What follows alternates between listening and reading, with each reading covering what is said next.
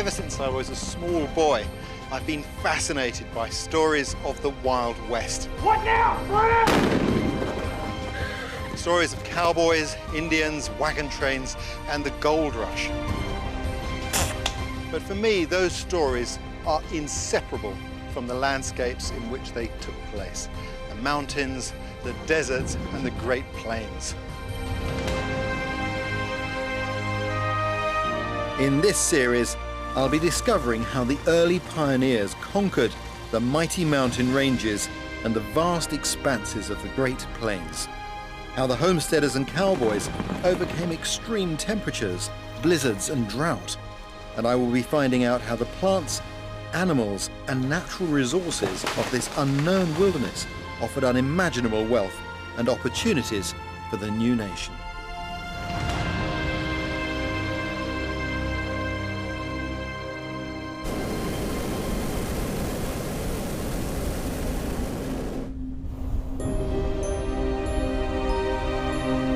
The pioneers who headed west across America in the 1840s really were remarkable people. But I don't think anything could possibly have prepared them for this, the desert. It's hard to get a sense of scale of this vast landscape. One way to appreciate just how intimidating it must have been to new arrivals is to see it from the air. This was the last great frontier. It wasn't somewhere the immigrants wanted to settle. The desert was so hostile, it was to be avoided wherever possible, and only ventured across in extreme circumstances. 8% of the United States is arid land, some of it classified as the harshest desert to be found anywhere on the planet. This is the Great Monument Valley. Stunning, isn't it? It looks really green at the moment because this is the monsoon season. But it is a desert. They only get 8 inches of rain a year here. You can be burned in the daytime, but at night, the elevation coupled with clear skies means that the temperatures plummet. This high desert can be a very cold place too.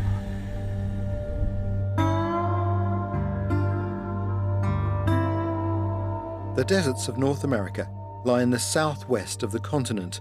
The Great Basin Desert is a cold desert sandwiched on a high plateau between the Rocky Mountains and the Sierra Nevada. Further south are America's 3 hot deserts, the Mojave, the Sonoran, and the Chihuahuan deserts. But I'm beginning my journey in Monument Valley.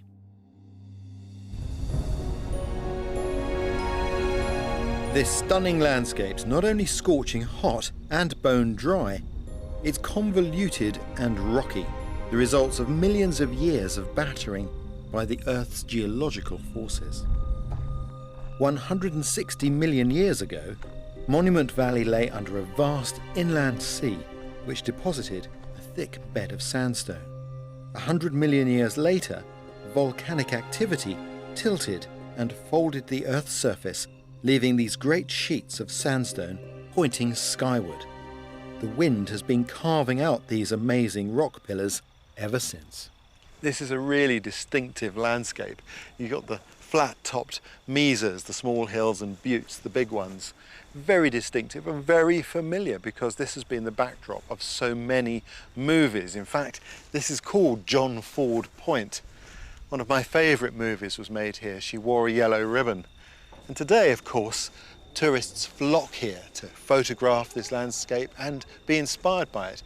But they also have a chance to meet the native people for whom this is their traditional homeland, the Navajo. There were many Native American tribes living in the deserts in the early 1800s, with names like the Hopi, the Apache, the Navajo. Each adapted differently. Some, like the Apache, were warriors, but most, like the Navajo, were farmers, who in addition to hunting and gathering, learnt to exploit the precious resources of the desert. Unlike the nomadic tribes of the Great Plains, the Navajo were farmers and settled in this harsh landscape. Their traditional homes, called hogans, were supported by a wooden frame coated in thick mud sun-baked into a rock-hard shell. These thick walls would be cool in summer and in winter very effective at retaining heat. The packed earth was a simple, local and abundant building material, but the wooden logs were much scarcer in this desert landscape and were highly prized. There are still a few hogans on the property of Navajo elder Effie Yazzie Holiday. These logs were from my grandpa. So when my grandpa passed on, the wood was given to my mom. So let me get this right. So the wood's been used in more than one hogan? Yeah. Because because you save the logs because there are no trees here. Yeah. Can we look inside? Yes. Wow, it's a lot cooler in here, isn't it? That's nice. There's a nice atmosphere in here. Yeah. I mean, these are absolutely perfect for these conditions, aren't they? Yeah. I can see some bark and things. Yeah, they put all the barks that they have, trim all those logs off. Yeah. And after that, they pack it down with the mud. Every time it rains and it start washing the mud off, you repack it and then pound it down with the shovel. And then later on, it kind of bakes the clay hard as a rock. It's beautiful in here. So we have something to eat. Yeah, why not? That's a good idea. It's tradition. about that time, isn't it? Yeah. Looks like we might get rain. Oh, yeah. Something's cooking. Effie's daughters and granddaughter have already got a traditional Navajo lunch underway: blue corn mush and fry bread. That's looking delicious. There we go. And you got it just done before the rain, probably. Yes. It smells good. It's wonderful to be with Effie's family. Navajo society is matriarchal, meaning the woman is at the centre of their belief system, the source of wisdom. Her knowledge and possessions are passed on to her daughters and granddaughters, just as Effie has inherited this hogan from her mother and her grandmother before that. It has a little bit of corn, and you can kind of dip into it. That's delicious. They also pass on their history through storytelling, and some of those stories are pretty dark.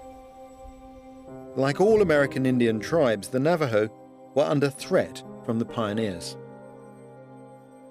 Beginning in 1825, the US government started rolling out a plan across the continent to subdue the American Indian tribes by restricting them to large parcels of land called reservations. Sometimes the reservations were hundreds of miles away from their traditional homelands. For nomadic tribes unable to hunt, and for farming tribes unfamiliar with the new land, it was a disaster. But when they resisted, they were relocated by force. One of the most brutal of all these exiles was inflicted on the Navajo. In 1846, the US Army arrived in the Navajo's territory to claim it for the United States from neighboring Mexico. For 20 years they attempted to subdue the desert tribes, including the Navajo, with little success. In a final showdown, the US government force-marched 8,000 Navajo tribespeople for 350 miles across the desert, from their homes in northern Arizona down to Fort Sumner in New Mexico. The conditions were appalling. During their 4-year exile, thousands of Navajo died from disease or starvation until finally a treaty was signed allowing them to return to their homelands. Of course, by this time, many lives had been lost, including most of Effie's ancestors. My great-great grandma, her name was Four-Horned Lady. And she remembered they rolled her up in a big gunny bag, and she went and dug a hole and wiggled herself up. She took off like a rabbit and ran and ran and ran. And good for her. But then she noticed that she couldn't walk anymore, and her feet was full of stickers, rocks, and they were swollen, they were red. And she climbed a very big tree, In the morning, she would wake up with a lot of frost on her blanket, and she would just kind of take those, make it her drinking water. And then during the day, you know, she took some yucca or some roots to make herself a sandal so she can walk on it again. So that was what she was doing, you know, do it day after day, and she would still crawl around for berries to feed herself. She got captured again, and this time she was captured with her mom, her grandma. She looked at her grandma and her mom. They got tired from walking. They just threw her in the wagon. They died. So this is when they were force marched to Fort Sumner. Mm-hmm. Yes. That's about 350 miles or so. So, and she survived again. But a lot didn't survive. Yep, her family didn't survive. Great-great-grandma, we used to say, none of the family would be here if I never have escaped that long walk. Effie's ancestral grandmother survived because she knew the desert. She knew how to find water, collect berries, and how to protect her feet. You can get a real sense of the hardship and danger the Navajo faced by seeing what happens to immigrants who try to cross the desert today. Down south in the Sonoran Desert, I'm meeting with coroner Dr. Bruce Anderson. How many deaths are you seeing annually in the desert? Just under 200 a year for the last dozen years, and that comes to about 2,100 people. That's staggering. I mean, it just takes your breath away to think of that. Tell me about the individual that you've got here. Well, we don't know who it is. It's a John Doe, found in a very remote place in the desert. And where's the rest of the body? Probably taken away by animals. There's some subtle indications, if you will, of gnaw marks. You can see that there's some scratches here, some bone missing, and there's even a couple of punctures right there and there. Yeah. Actually could be the Coyote? The size, and you could coyote. Most of these people are dying from the effects of the environment. In the summertime, it's due to heat, lack of water, although some people are well hydrated, yet go into hypothermic condition because it gets so dizzyingly hot here in the summertime. I'm thinking now about the Navajo, who were forcibly marched 300 miles, and they had horrendous numbers of deaths. Nobody, even if you're well trained in desert survival, it's still a life-threatening endeavor to try to cross the Sonoran Desert. But tragically, many people still do. Anthropologist Robin Reinick works for the Missing Migrants program, collecting thousands of personal belongings. She tries to reunite bodies with their families. These are items that have been found on unidentified bodies. Are people prepared when they go out into the desert? I think in general, no, they're not prepared. You can't be prepared for that type of a journey. People are walking 5, 6, 7, 8 days in the desert. And these are in triple-digit temperatures, very arid landscape, very remote. I remember speaking to the wife of a missing man. He actually died and was identified. And she said he was a gardener. He was very strong. He wouldn't just die from walking. Sometimes it's really hard to understand. And I was trying to explain to her that it's like walking in an oven. It's really so hot that you feel it within an hour. And there's still a tide of humanity trying to make their way to a new life in America across the desert. Yeah. And there are strong analogies, I think, with the Navajo who were made to walk 300 miles, I mean, through the desert. And even though they were desert people, it was appalling. Many of them died. We can't imagine the inhumanity of that time. I mean, your work gives you a strange understanding of the desert. How has it changed your view of the desert? Well, the desert's a beautiful place. The Sonoran Desert, it's the flowering desert. It's an absolutely beautiful place. I love to hike in the desert. But I'll never see the desert as something not connected to a landscape of death, an incredibly brutal landscape, a landscape that's terrifying, and that's not only hard on your soul, but incredibly hard on you physically.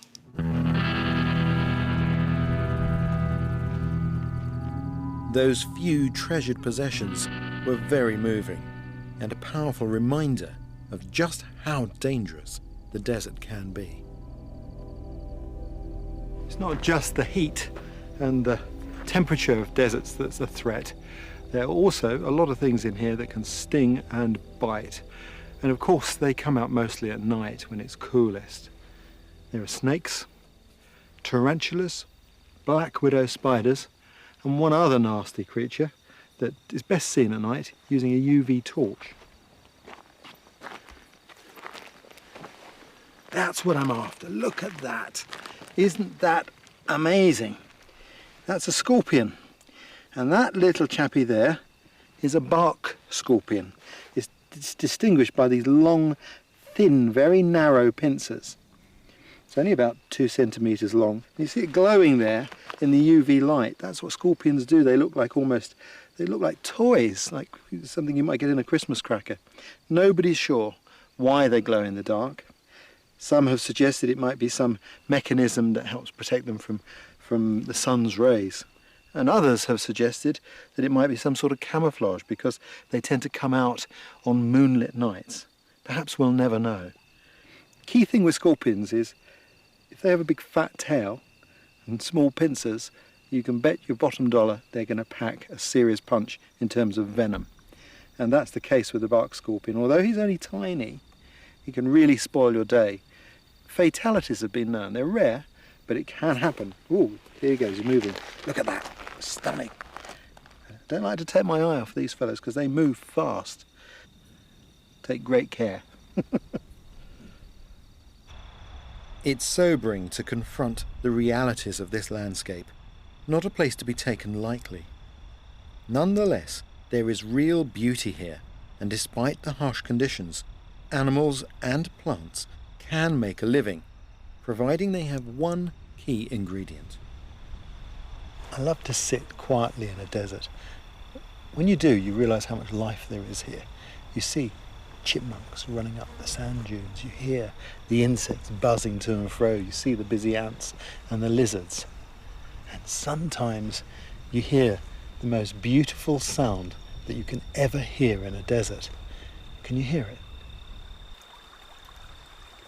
That is the trickling of water, the very sound of life itself. Water arrives in the desert in 2 main ways. Right now the region looks pretty green. That's because from mid-July to early August, it's the monsoon or rainy season. Virtually all of the desert's rainfall will come at once. Luckily for plants, animals and indeed people, there are also a few very scarce water sources that will last year-round. This is a little creek, and you can see that along here you get seepages like this, little springs. These are formed from cracks in the bedrock where the water is under pressure and is forced up and comes out into the open. I think this is one of the most impressive desert creeks that I've ever seen, because on this side we've got the rock and muddy conditions, and on that side there's a sand dune with its feet literally in the water. Water like this means life in a desert, and it's an obvious thing to say, but when I'm teaching desert survival, it's the hardest message to get across, is just how important water is. If you haven't got water, you haven't got one of the fundamental building blocks of life, and the clock is ticking. Anyone travelling in desert knows that you travel from water source to water source, and if they're too far apart, you can be in big trouble. And in the 1840s, water sources were critical to the location of the US Army forts that accompanied the westward moving frontier. Here in the deserts of the Southwest, they were needed to enforce the new nation's border with Mexico and to protect prospectors, railroad crews, and early settlers from the fierce Native American tribes. Historian Ray Whitley at the Museum of the Horse Soldier in Tucson, Arizona, told me more. The military is needing to, out of necessity, have a water supply. So tradition, and because of the thinking of that era, you're going to build a fort next to a river. Makes sense. The problem is in Arizona, a lot of the rivers don't flow continually, and there's a lot of standing water at certain times of the year. And then here in southern Arizona, we have monsoons. So if a person came to survey for a fort in the height of the monsoon season, they will see standing water, and they may think that there's a spring or there's a good water supply. Well, by midsummer, they're finding that it's stagnant water, and the soldiers are becoming sick. So there are a number of posts in Arizona that were only garrisoned for about 1 year, 1 season, until they figured out this is not an advantageous place to be. But despite the lack of water, the desert interior of the southwest was steadily colonized by a network of forts from the late 1840s to the mid-1870s. Almost half of cavalry troopers were immigrants. Some who joined up wanted regular pay, some wanted an education, and some were lured by the promise of free passage out to the west. For freed slaves, army service offered social acceptance, and then there were those who enlisted in an effort to evade the law. A wonderful collection. After a cramped train or wagon journey or a long march, their arrival at a remote posting was usually something of a shock. The cavalry's standard issue equipment was ill-suited to the desert. I know that they had a lot of problems with their equipment. Yes. I mean, there was the classic one was their boots. Because, isn't it right that the boots fell apart? Yes, the boots fell apart primarily because of the way the soles were in fact put onto the boots. If you can see here, you will notice that the system here that's in fact holding the sole together is a series of wooden pegs. Now that's fine if you have enough humidity in the air. But here in Arizona, it's actually going to shrink those pegs because of the lack of humidity. And when those pegs fall, soon thereafter, so will your sole. And are these some of the water bottles from the era? Yes. So these canteens are telling of the era. The first series comes from the Civil War. So the Civil War surplus would have been accompanying these soldiers in the 1870s. And then this comes out in the 1880s. But both of them have a feature which is extremely important for the soldier in Arizona, and that's this covering. What you will do when you're filling this canteen is in fact submerge the whole canteen, get this wet, hang it in a tree, and the breeze will cool this off, and it in fact gives you some cool water. How many canteens did a man have? A man was issued one canteen, not a lot of water. With a court. Exactly. And this was a really hostile land. I mean, you've got Spanish bayonet, cholla cactus covered in thorns, you've got fishhook cactus, bark scorpions, black widows, and rattlesnakes. Yes. You know, something you don't see in the movies is every morning the soldiers are waking up and they would have their morning cough, which was how you knew that all the soldiers were rising. You have about 10 minutes of chest rattle. And then you have everybody complaining about what had bit them in the middle of the night, shaking out their boots, hoping that not to get bitten again for breakfast. So you'll have a number of soldiers that can't, for example, ride that day because they have a huge bite from a scorpion or a spider on their backside. And if you took all of those things out of the equation, you'll have a windstorm every couple of days.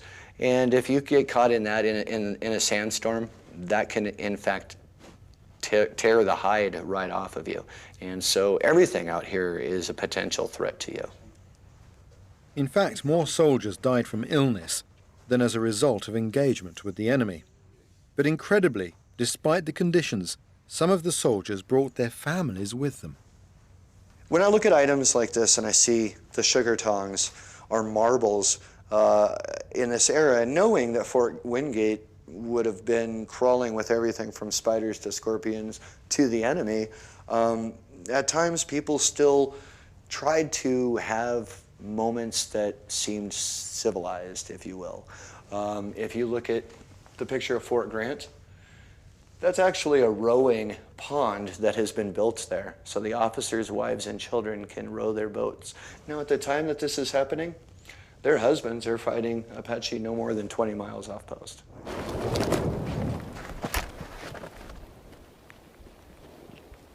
Back in the late 1800s, it would not have been safe to be here. Not for me, that's for sure. This is Apache country.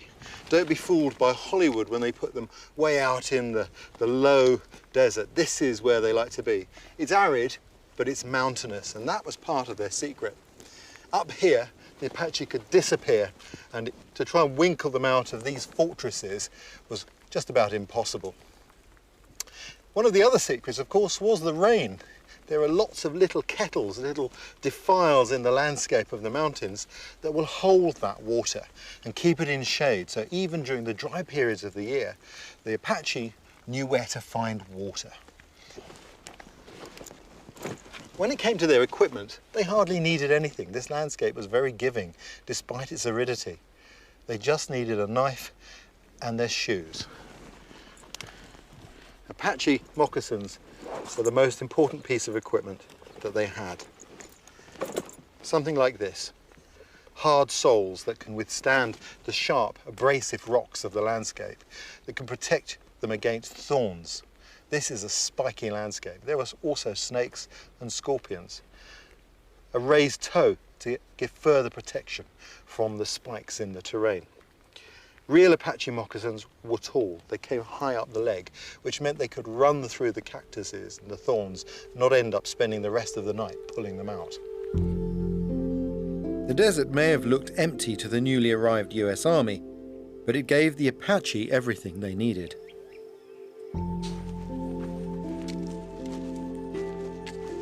If ever there was an icon of the West, it has to be this, the magnificent saguaro cactus.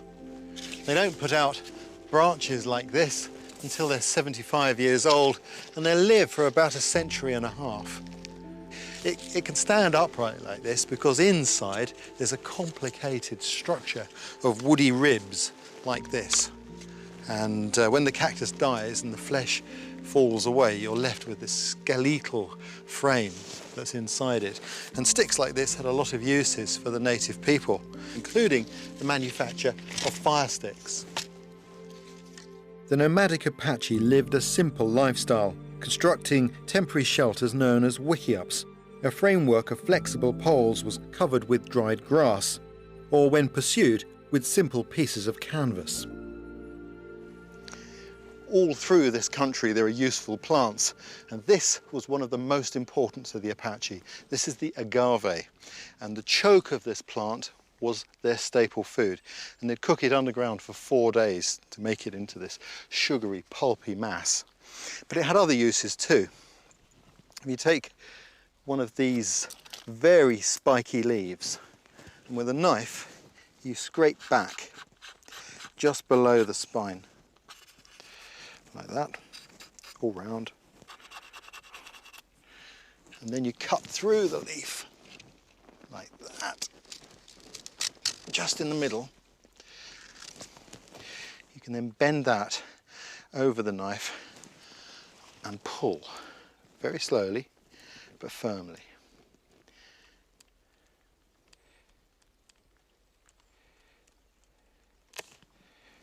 And what you can feel are the fibres coming out from the leaf. And they stay attached to the spine, which forms a needle. And this is what was used to sew clothing, tuck down the side of their moccasin, ready to repair the footwear as needed. It's that kind of detailed knowledge and the way they used the plants. They had every resource they needed for life right here. When the frontier reached the desert, the cavalry was soon to find that the forts and battle tactics employed on the Great Plains were futile against the strategy of the Apache warriors. It was the beginning of 40 years of unrelenting warfare between the two sides. If you came in here after the Apache, it was like walking into a wasp's nest. And although the cards were stacked against them because the army were determined to put an end to the Apache wars, the Apache put up one incredible fight. They were masters of decoying their enemies into ambushes. To my mind, they were probably the finest guerrilla fighters the world has ever known. They knew how to skirmish, to carry out a fighting withdrawal, and to lay a snap ambush. All of the techniques that are taught to the military today.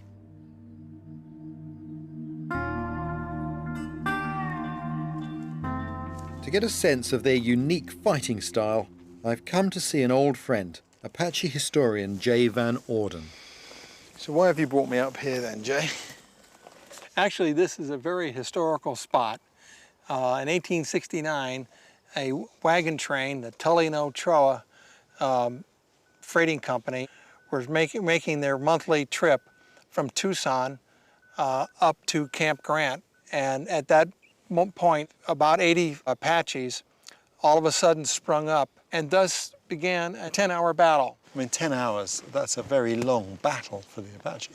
Yes, it is. I wish we could see that. It must have been quite a sight. Well, surprisingly, this is another unique aspect to this battle. Was one of the participants was an artist. This artist, Edward Zins, did it with incredible detail. As I can see, the mountains are just as they're depicted. I mean, this peak here is over there. And there's the mid-range of mountains. So that would put these wagons on that rise just below us. Yes. So what happened? The main reason why the wagon master was not afraid to give up the wagons because he had a secret, a cannon. And they rolled a cannon out and the Indians were surprised, and that helped keep them at bay for most of the day. So I guess what he's hoping is to hold out long enough for the cavalry to turn up, just in the nick of time, of course, and save the day. The cavalry gallop in, firing and shooting, and added to the firepower of the Americans against the Apaches. So what do you think? I think we should go and have a walk across the battlefield. Let's do it. Let's do it. Your feeling is that the wagons were down here somewhere, on top of this rise. The Apache knew how to use the ground. We know that they could hide in 9 inches of grass, you know, and there's plenty of dead ground all around, but you've still got to come up the steep sides of this slope. It's a long shot for an arrow. You'd be vulnerable to a gunfire to shoot anywhere near here. Right. But they did use slingshots. And that also makes me wonder about this location, because the slingshot gives you a chance to not only to throw a heavy, lethal rock with force from a longer range than a bow, but also you can do it from within cover. You can shoot it out from behind the cover of a bank and just keep raining them down in the hope that you'll be lucky. You got plenty of rocks. And there's no shortage of ammunition. Let's have a look and see how it does, shall we? All right. And put a stone in there, big stone.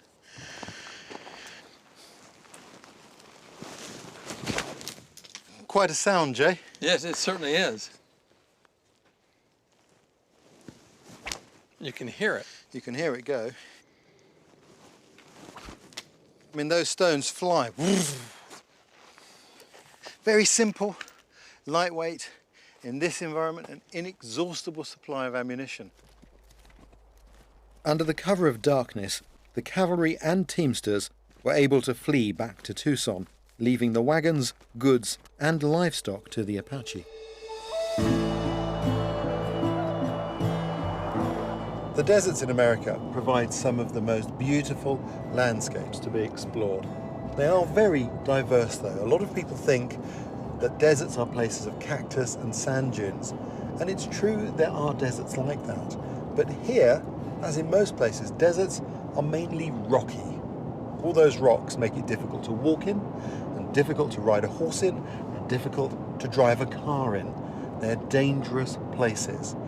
It's amazing that the pioneers had to cross this with the technology of the 1800s. And this is what 1800 state-of-the-art technology looked like, the stagecoach.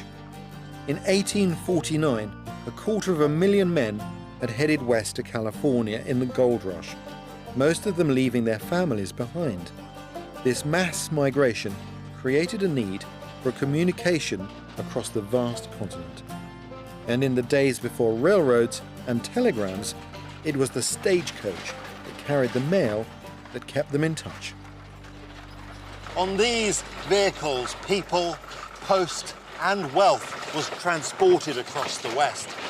In between the relay stations, these wagons were pretty isolated, so I've been given the job of riding shotgun for protection. Of course, vehicles like this attracted the unwanted attention of both hostile Native Americans and bandits.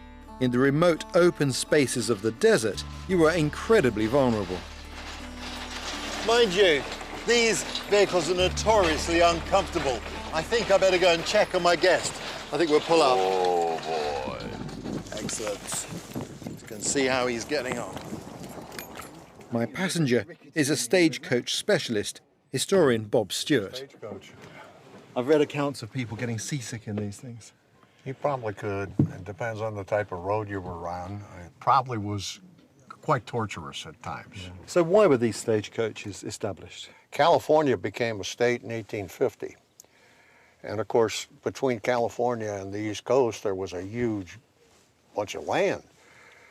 And very few people were living in it. But California wanted to have mail service. So in the 1850s, John Butterfield got the idea to create a stage line that would carry mail from St. Louis to go to Los Angeles and San Francisco. The first stagecoaches established a continental trail across the country, but its route through the Rocky Mountains was impassable in the winter snows. In 1857, John Butterfield won the US mail contract because his route headed south and was open all year round. The downside was that it was 2,800 miles long and took passengers through some of the most hostile deserts on Earth. Tell me about the wagons themselves, because the terrain that they're having to cross is astonishing. Yes. The wagons basically were small and lightweight so that the horses could pull them quite easily. They were suspended between the axles on what are called through braces, which were leather looped between the axles with the body riding atop it. Now, you couldn't use steel springs because they would have broken.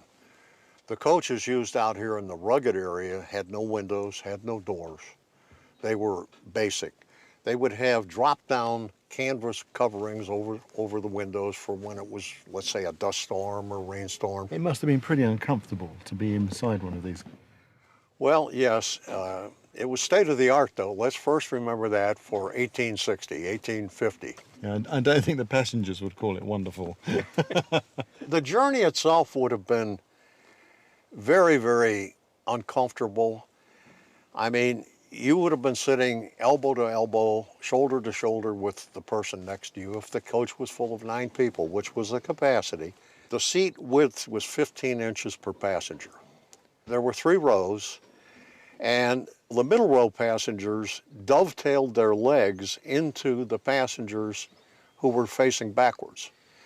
Now, 2,800 miles of dovetailed legs doesn't sound very comfortable. On top of it, the mail was often on the floor, and your entire possessions were on your lap.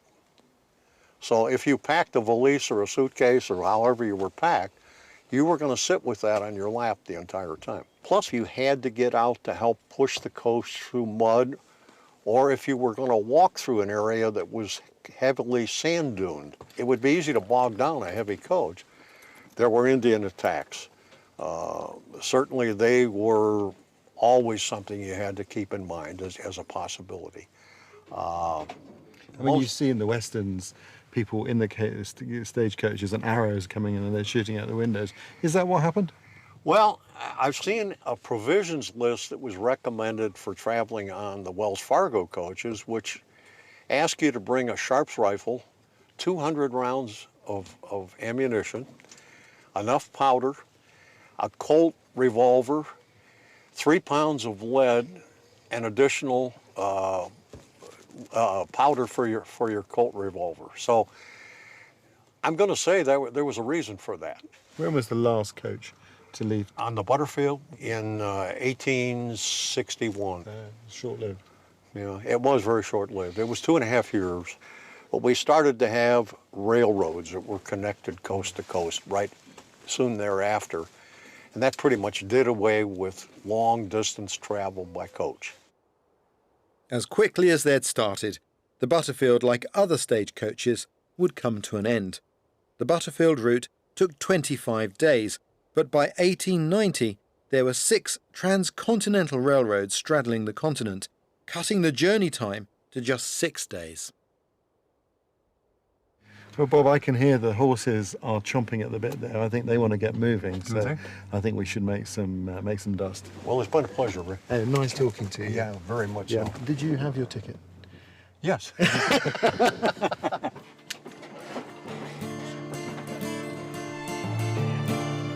It's no wonder that these hot southern deserts, with scorching temperatures, hostile Indians, and no water, were not seen as places to settle by the early pioneers.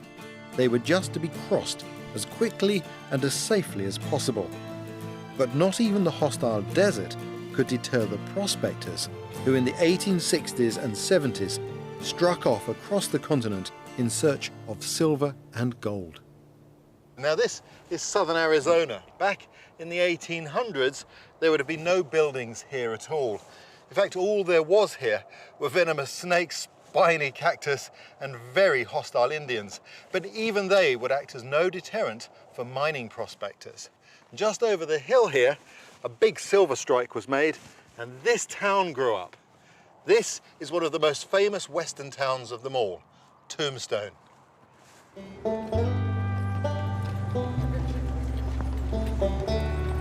One of those prospectors was a man called Ed Schieffelin, a soldier in the 1870s.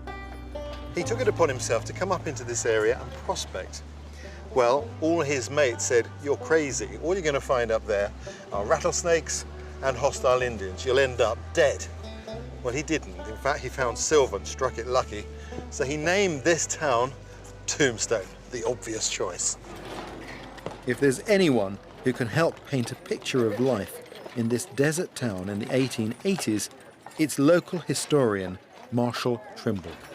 So Marshall, here we are walking up the main street of Tombstone. Today it's a tourist town, but this was a hive of activity. There are thousands of people here.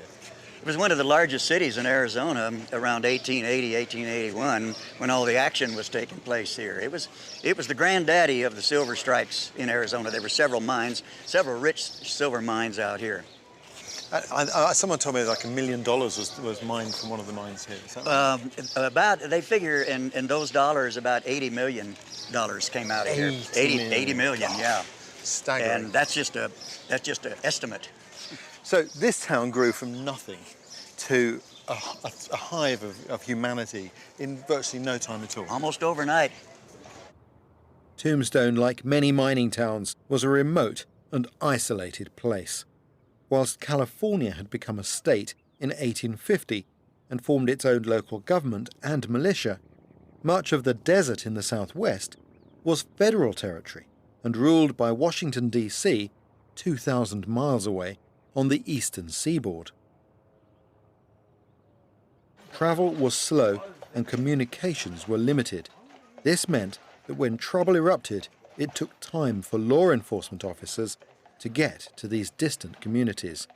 Local people settle things for themselves. In a town like this, you had the cowboys out here who were rustling cows. They came in when they had money and got kind of western, as they say. Along with cattle rustling, other common crimes were claim jumping, trail and train holdups, and of course bank robberies. What now, Fred? The gun-carrying culture and the large number of guns in circulation after the Civil War ended in 1865 meant that shootings were a common way of settling quarrels. Throw up your hands, boys. We're here for your guns. Look, I don't want to fight you. One of the most famous, now reenacted daily in Tombstone, was of course the gunfight at the OK Corral.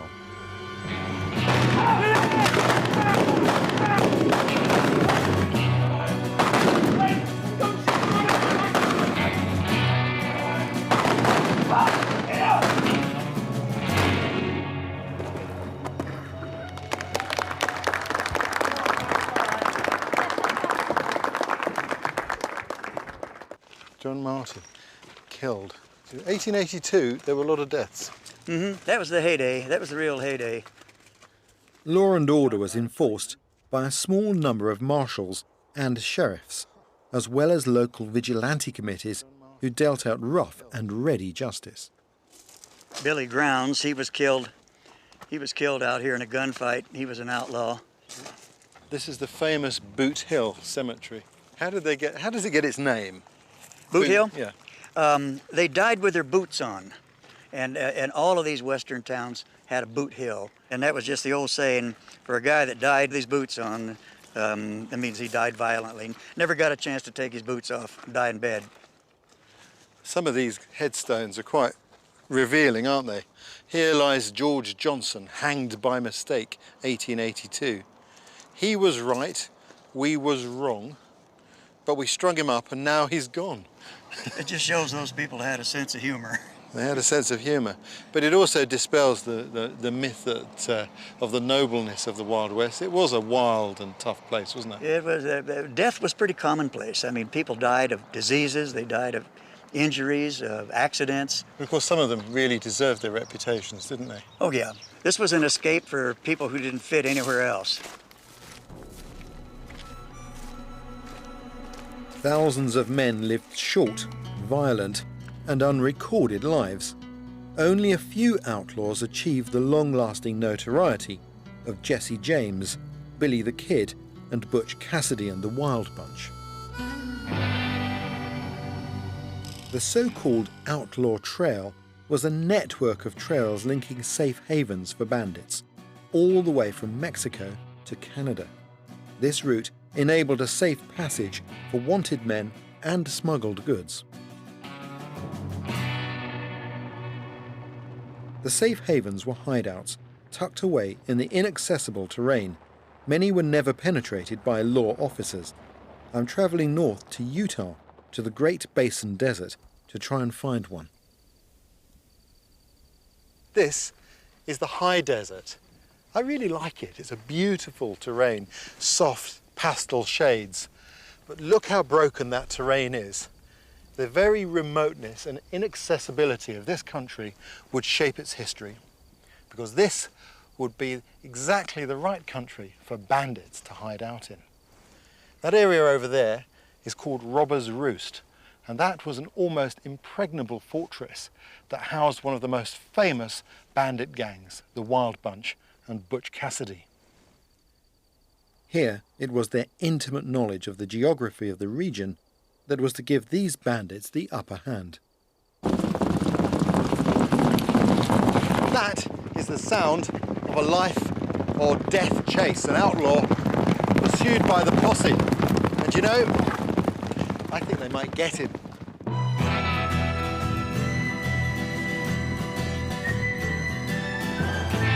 You see that scene in just about every Western movie. But what I want to know is, did that really happen?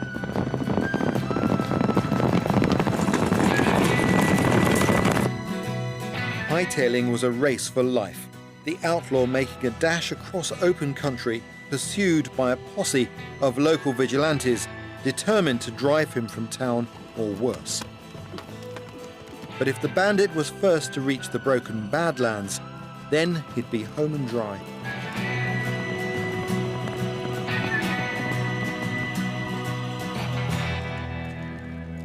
A modern-day hightailer, Wes Taylor, has offered to show me how. So Wes, you've successfully caught this sorry-looking individual. We got one. We got him. Don't take any nonsense from him. No. So tell me, Wes, in all truth, did posses ever catch up with people? Not much out here on the Roost. If an outlaw could make it out here to this part of the world, he had it made and he knew it. Because once he gets off of some of these cliffs and the canyons, no posse would go out there. It's a death trap. And the outlaws had the advantage because they knew the canyons. Absolutely. They knew where they were going, and the posse knows not to go over that hill, because once they get over there, one gunman can hold off 50 riders on one of these ledges. So posses knew it, outlaws knew it. It was just a race.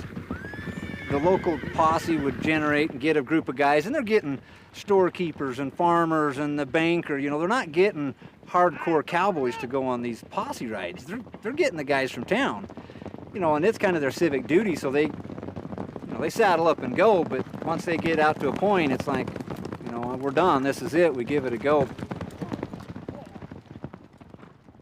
George Armstrong Chappell was my third great-grandfather, and he was one of the few sheriffs at the time that dared to come out here because it was in his county. So he had much more of a civic duty to come into it.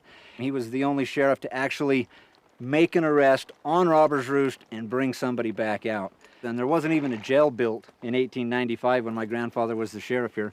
So he would take him back to his house in Lyman, and he had a granary out back of the house, and he would actually take the prisoners that he had out into the granary and lock and barricade them inside the granary, where his wife and kids would take meals out to him until they waited for transportation to go up to the county for the court hearing. Well, I mean, this guy's lucky, isn't he? Because we can't find a tree for miles around to hang him from. Yeah. So we'll have to take him back to town. Maybe drag him on his belly for a while. Yeah, it's up to you. Okay, we can Sure, do it. lovely. All right, well, we'll take him in.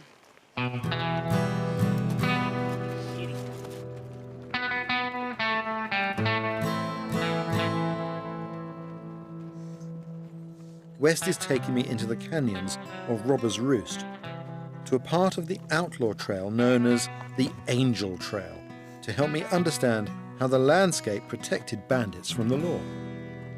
So, this is an unusual trail by American standards. This is the Angel Trail, and it ends here. How does it get its name? You know, the outlaws had a theory that if you made it across the Angel Trail, across this section of the trail, that you had to have had angels with you to ensure your safety in making it across the other side. Why was that?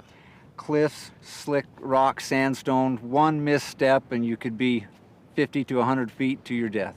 You gotta remember, some of these posse horses are, you know, a plow horse or maybe a horse they used to pull a wagon. These weren't off-road type horses.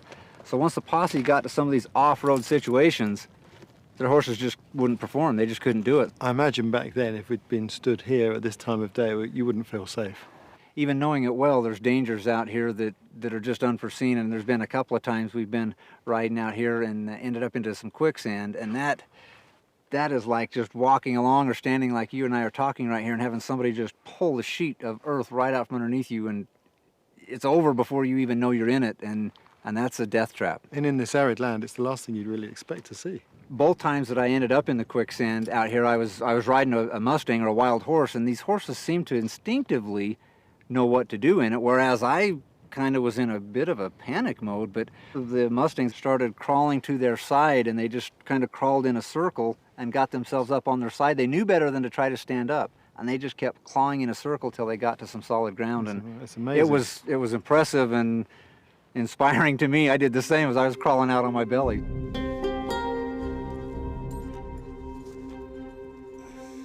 I've often wondered how, with a posse of lawmen on their tails, the bandits were able to disappear. But their secret was their specially trained horses and intimate knowledge of the terrain. West has offered to show me how it's done. So this is it. My goodness me! You tell me you're going to go down here on the horse? Yeah, this would be, you know, one of those spots that the outlaws could get to and get their horses off of, and posse horses would say no. Wow. I take my hat off to you, because this isn't just steep, and it's loose. It's incredibly loose. I wouldn't do it if I wasn't on a trusted horse and one that I know can handle this and is familiar with this type of terrain and this type of riding. So. Okay. Well, you know, okay, it's let's only do it. at the end of the day, it's only television. All right. No pressure. I'm going to step back. I'm going to watch. All right. Good Let's luck. do it. Good luck.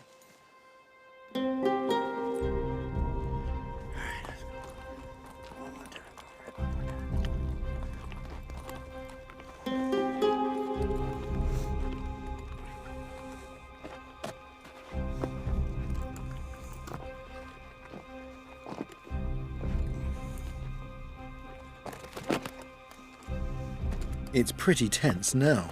Imagine doing it after a long run, knowing the law is hot on your trail.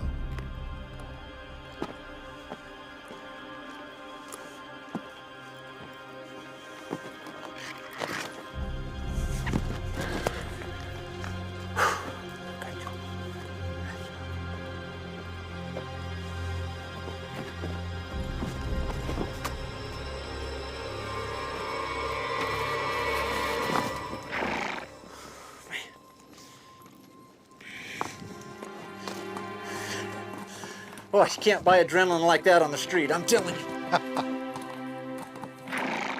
For me, it's at a point of, It is just trust. She's got to make that jump. She's got to turn. She's got a lot to do with her feet to keep me from going 100 feet down. But that was awesome. And what about the horses themselves? What makes them good for this? She's a Mustang, so she's been a wild horse for 3 years of her life. So she is more than comfortable surviving in terrain like this. And this is what the Outlaws did. Absolutely. They make it down off of this, across the river, they're home free.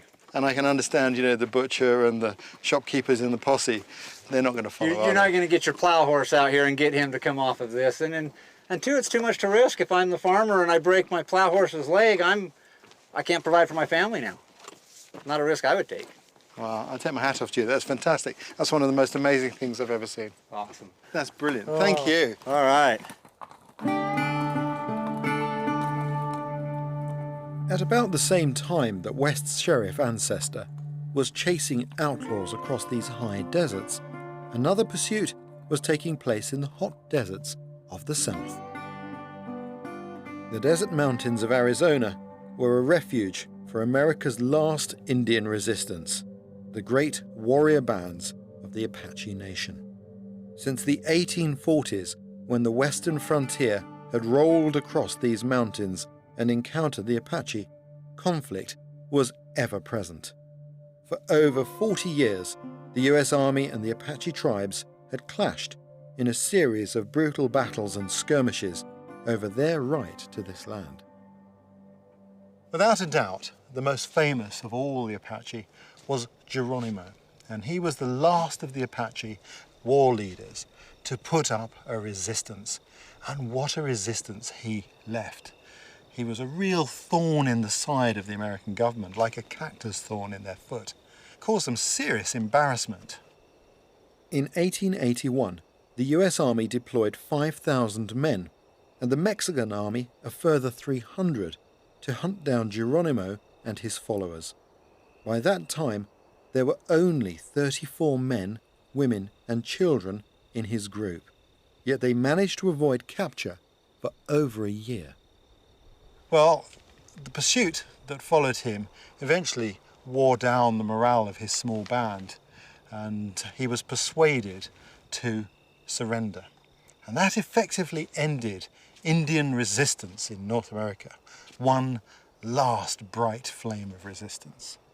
The Indian Wars were finally at an end. Just a few years later, the American government would declare the wild frontier closed. When the frontier rolled across the deserts of North America, it gave birth to some of the most colourful chapters of the Wild West. Lawlessness flourished in these remote regions, and outlaws sought refuge in the broken desert landscape. Native peoples were pushed from their homelands and relocated to reservations. And this was where the Indian Wars were declared over. But here, in the American deserts, I found that part of America that truly cannot be tamed. This remains the Wild West.